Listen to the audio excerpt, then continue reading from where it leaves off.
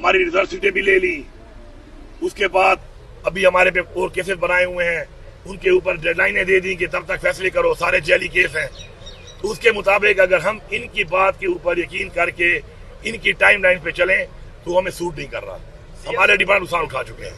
اب جہاں تک بات ہے مذاکرات کے حوالے سے, ہم دو پر بات کرتے ہیں, ہم نے کبھی بھی چھپی ہوئی ملاقات نہیں کی.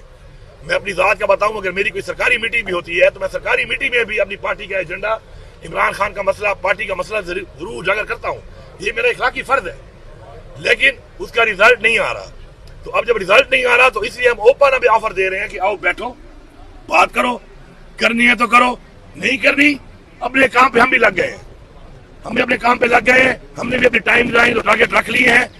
آپ کو بھی ہم نے آفر دی ہوئی ہے, آئیں اگر بیٹھ کے بات حل ہوگی ٹھیک ہے, نہیں ہوگی سڑکوں پر آئینی طور پر احتجاج کرنا, اپنا حق مانگنا میرا آئینی حق ہے.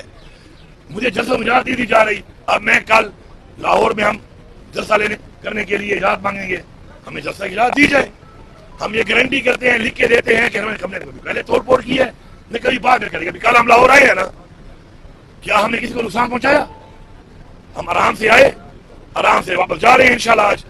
تو بات یہ ہے کہ جو میں نکلتا ہوں اور آپ میرے پہ دھاوا بول دیتے ہو, روڈیں کھود کے گولیاں مار رہے ہو, پیلیٹ گن سے میرے اوپر فائر کر رہے ہو, ربڑ بلیٹس مار رہے ہو, آنسو گیس مار رہے ہو, لاٹھی چارج کر رہے ہو, ایف آئی آریں کاٹ رہے ہو, گرفتار کر رہے ہو, یہ کیا رویہ ہے آخر؟ ہاں میں آؤں اور میں کوئی غلط کام کروں آپ سزا دو. ابھی ہم نے پروٹیسٹ کا اعلان نہیں کیا ہوتا کہ پہلے سے ہی لوگوں کے اوپر چھاپے لگانا شروع کر دے. تو یہ جو وتیرہ انہوں نے اختیار کیا ہوا ہے, اس کے لیے ہمیں بھی اپنا جو پالیسی ہے اس کو تھوڑا تبدیل کر کے اب انشاءاللہ ایک اور رائے عمل کے اوپر ہم کام کر رہے ہیں, اس پہ ہمیں کام کرنا